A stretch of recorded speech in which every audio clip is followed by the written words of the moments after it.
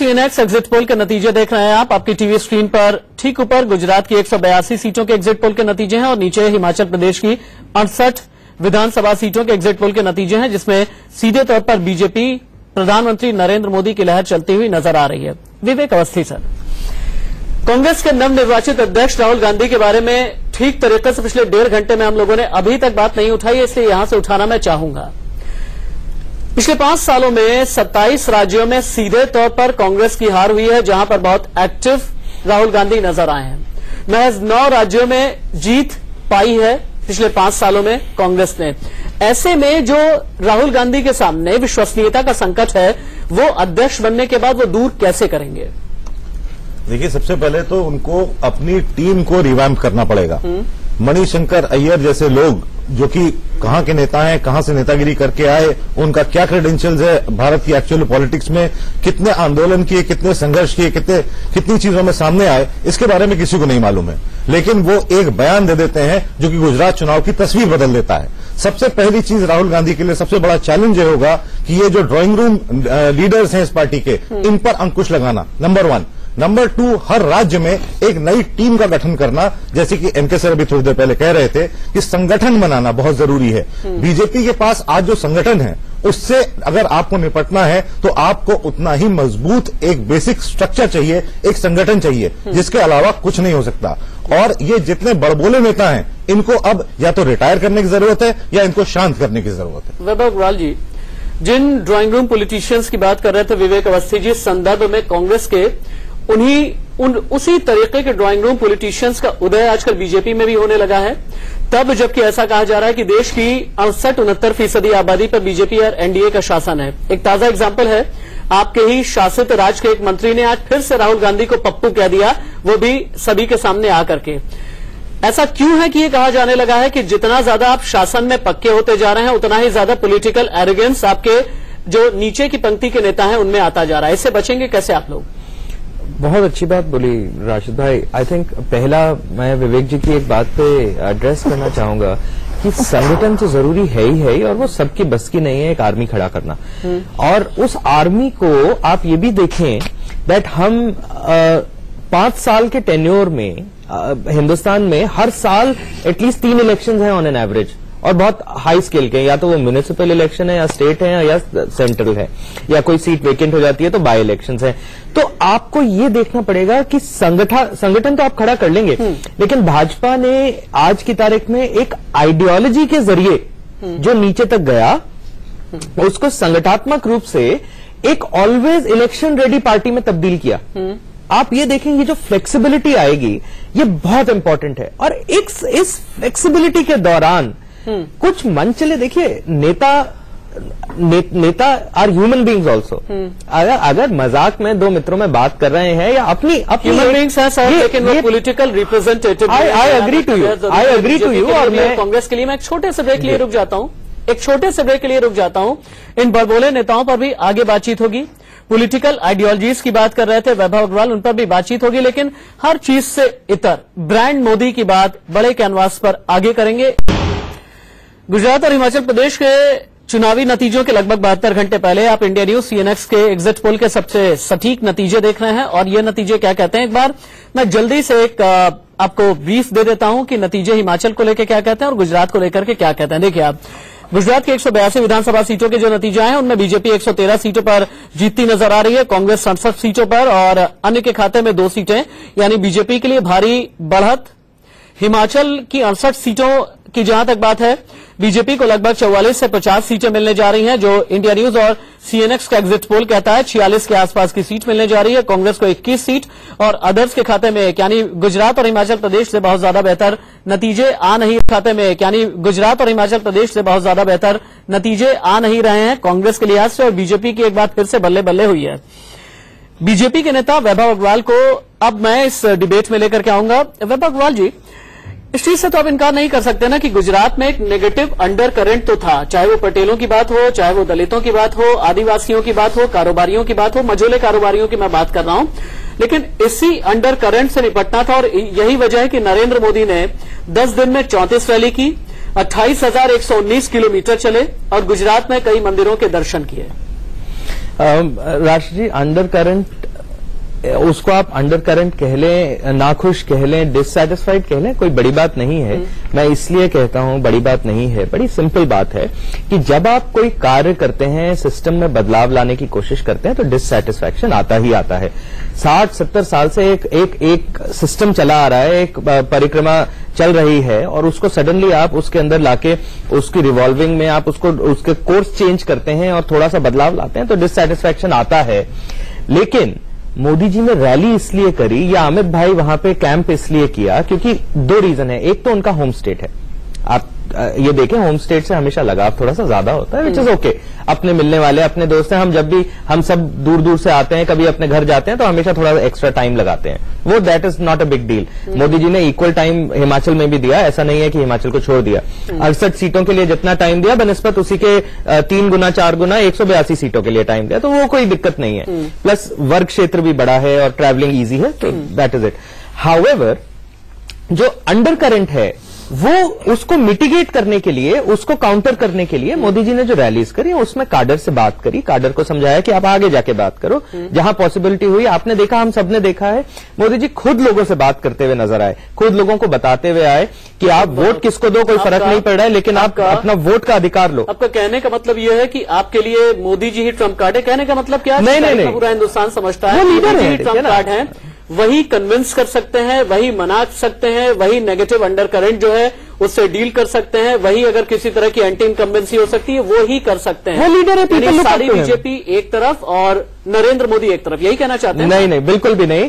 सारी बीजेपी एक तरफ, नरेंद्र भाई के संरक्षण में, और जनता एक तरफ, और तब उनके संरक्षण में वो बात। जब बीजेपी पार्टी की बात आती है तो फिर कहना चाहिए कि अमित शाह के संरक्षण में, जब सरकार की बात आए तब कहना चाहिए कि प्रधानमंत्री नरेंद्र मोदी के संरक्षण अमित भाई, नरेंद्र भाई और भाजपा में कोई फर्क नहीं, सब लोग चलेंगे। इनके सर मुझे एक चीज ये समझाइएगा, आपको याद होगा कि जब प्रधानमंत्री नरेंद्र मोदी बने तो नरेंद्र मोदी के बारे में एक बात कही जाती है कि टीम मैनेजर बहुत अच्छे हैं, उन्होंने एक नई टीम का गठन किया अमित शाह के नेतृत्व में। अमित शाह आए, अमित शाह ने पूरी तरीके से टीम बदली। क्या आपको लगता नहीं कि राहुल गांधी को अब एक नई टीम बनाने की जरूरत है? क्योंकि अभी जो मौजूदा नेता रहे हैं, मणिशंकर अय्यर जैसे रहे थे, अशोक गहलोत जैसे रहे थे, अहमद पटेल जैसे नेता रहे थे, जो कि परंपरागत तरीके से हालांकि गांधीवादी तो रहे हैं, लेकिन वो सोनिया गांधी के जो फ्रेम ऑफ वर्क है उसमें काम करते रहे। तो क्या एक नई टीम की जरूरत, वो जो विनिंग हो, जो कि विक्टोरियस हो, ऐसी टीम राहुल गांधी को तैयार करने की जरूरत है? जी, एक फंडामेंटल डिफरेंस है दोनों के बीच में। नरेंद्र मोदी जब ऑर्गेनाइज करते थे उस समय मुझे याद है, मैं इनके साथ बहुत घूमा हूं हेलीकॉप्टर पे, जब मध्य प्रदेश के ये इंचार्ज थे और मध्य प्रदेश का पूरा ये देख रहे थे, तो बहुत बार इनका हम लोग एक ही होटल में ठहरे थे, लगातार हम लोग सवेरे कई बार बाहर निकले हैं और उसके बाद भी चर्चा होती रही है। ऑर्गेनाइजर उस कैलिबर का मैंने दूसरा नहीं देखा है। ऑर्गेनाइज में लीडर को कितने बजे क्या जरूरत होगी यहां से लेकर, और सब चीज ब्लूप्रिंट में होती थी। अमित शाह के आने तक आप देखें, अमित शाह जो ये जो मॉडर्न वो है गैजेट्स, इसका एप्लीकेशन किया। एक कॉन्स्टिट्यूएंसी में पर्टिकुलर एक गांव का कंपोजिशन क्या है ये उनके कंप्यूटर में फीड होता है। कांग्रेस को ये देखना पड़ेगा। एक्चुअली कांग्रेस से 1970 में पूछा गया था इंदिरा गांधी से कि आपके पास कैडर स्ट्रक्चर बहुत स्ट्रांग नहीं है, कमिटेड कैडर की दिक्कत है। तो उन्होंने अपने एक्सपर्ट से पूछा कि भाई इसका क्या जवाब है, तो उन्होंने बताया कि नहीं, इसका ये जवाब दे दीजिए, ours is a mass based cadre party. अब ये समझी में नहीं आया कि ये फ्रेज क्या होता है, हम भी आज तक नहीं समझ पाए कि मास बेस्ड कैडर पार्टी होता क्या है, या तो मास बेस्ड होगा या कैडर बेस्ड होगा। बीजेपी एक हाईली कैडर बेस्ड स्ट्रक्चर है, इसमें कोई दो राय नहीं है, और फिर संघ का अनुशासन है। इसीलिए आप देखेंगे कि जब इलेक्शन होता है तो एक एक माइन्यूटेस्ट डिटेल उनके पास होते हैं जगहों के, कैंडिडेट सिलेक्शन में भी, और रूथलेस होते हैं वो, जिसको निकालना है इमीडिएटली निकाल देंगे। अब जहां तक मोदी का सवाल है जो आपने कहा, अब जरा गौर कीजिए, तो यही बीजेपी थी ना 2098 के बाद लगातार इसका वोट परसेंटेज कम हुआ है, 99.6% कम हुआ, उसके बाद ड्रास्टिक कम हुआ, 22% हो गया, 22.3%। आपको माफी के साथ मुझे रोकना पड़ा है, एक ब्रेकिंग न्यूज आ रही है। एग्जिट पोल्स पर हार्दिक पटेल ने ट्वीट किया है, ऊपर वाले के घर देर है अंधेर नहीं, यानी इसका मतलब क्या ये समझा जाए कि हार्दिक पटेल को अभी भी, उन्होंने ये भी कहा सत्य की जीत होगी, सच्चाई की जीत होगी। इसका मतलब ये है कि हार्दिक पटेल को अभी भी 18 तारीख को उम्मीद है कि नतीजे चौंकाने वाले होंगे, जैसा कि राहुल गांधी ने भी सरप्राइजिंग नतीजों की बात की थी।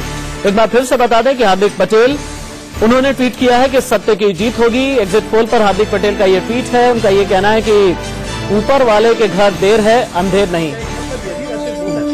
देर है का मतलब कि 5 साल की देर है, इससे ज्यादा नहीं है। तो ये भी हो सकता है, लेकिन ये है कि उनका एक दर्द है जो कि छलक रहा है। लोग आए और वोट नहीं दिया तो जाहिर है कि उस यंग लड़के को जो कि उभरता हुआ है और अच्छा नेता निकलेगा, उसको ये दर्द होना चाहिए।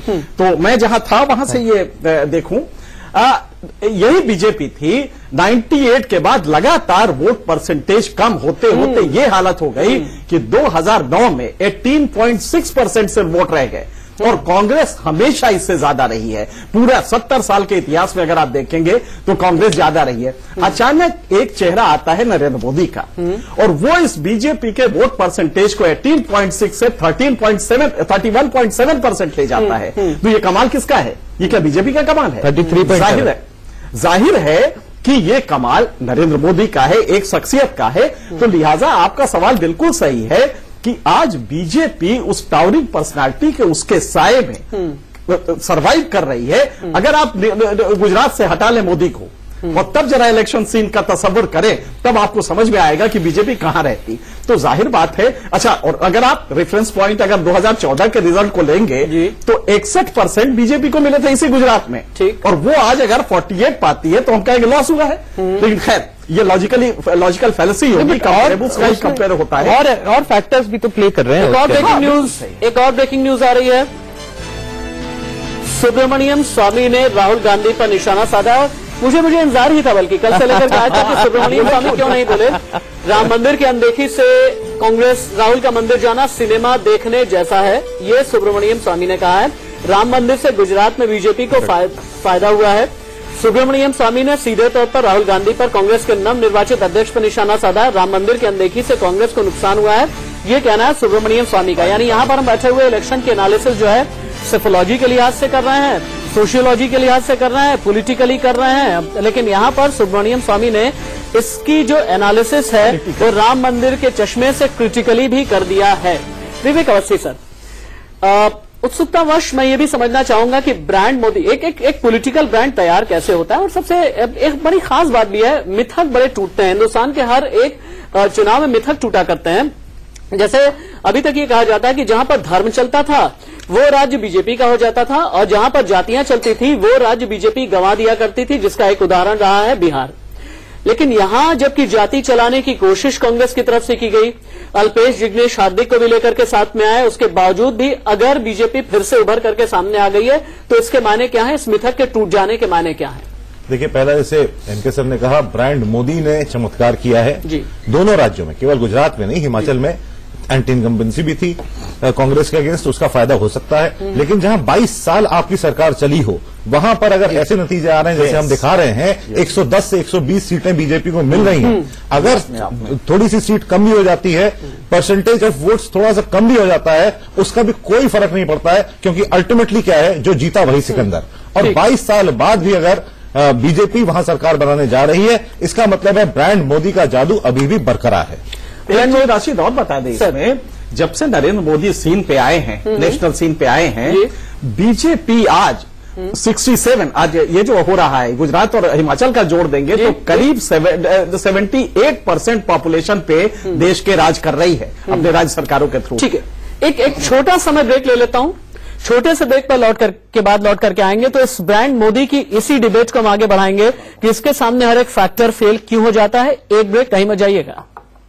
की हम बात कर रहे थे और एग्जिट पोल की बात करते हुए हमने ये समझा था कि ब्रांड मोदी के आगे किस तरह से हर एक फैक्टर फेल होता जाता है। ना तो जाति चल पाती है, न ही और जो अलग अलग मुद्दे होते हैं, चाहे वो एंटी इनकम्बेंसी का मसला हो, वो काम नहीं करता। और गुजरात इसका सीधा तौर पर इस बार का उदाहरण है। विवेक अवस्थी से मैंने ये बात की थी। विवेक अवस्थी जी, चूंकि ब्रेक पर जाने से पहले मैंने आपसे पूछा था कि गुजरात में जाति के सामने भी एक ब्रांड इतना बड़ा हो गया कि वो भी नहीं, वहां पर जाति भी काम नहीं की है। इस ब्रांड के बड़ा होने के आगे क्या हम ये समझे कि हाल के दिनों में भले ही कांग्रेस के नवनिर्वाचित अध्यक्ष राहुल गांधी बन गए हैं, लेकिन उन्हें अभी बहुत ज्यादा मेहनत करने की जरूरत है आगे आने वाले दिनों में? बिल्कुल है, बहुत ज्यादा मेहनत करने की जरूरत है, पूरी पार्टी को रिस्ट्रक्चर करने की जरूरत है। अब आप पार्टी को देखें तो दो हिस्सों में उसको देखा जा सकता है। एक ओल्ड स्कूल ऑफ थॉट जो सोनिया गांधी के इर्द गिर्द घूमता है, मोतीलाल वोरा, अहमद पटेल, उस तरीके के नेता जिनका कि जमीन से कोई मतलब नहीं है। मुझे याद नहीं है इन लोगों में से किसी ने भी पिछले 2-4-6 साल में कोई एक भी आंदोलन किया हो या एक छोटा सा जुलूस लीड किया हो। आंदोलन को तो छोड़ दीजिए आप। दूसरे यहाँ पे जो पैराट्रूपर्स हैं, आपके ज्योतिरादित्य सिंधिया, आपके जितिन प्रसाद, मिलिंद देवड़ा, सचिन पायलट, जिनको आप यंग लीडर्स कहते हैं, ये बाय डिफॉल्ट आए हैं। ये पार्टी में इसलिए हैं क्योंकि कभी इनके पिताजी लोग इस पार्टी में के बड़े नेता होते थे।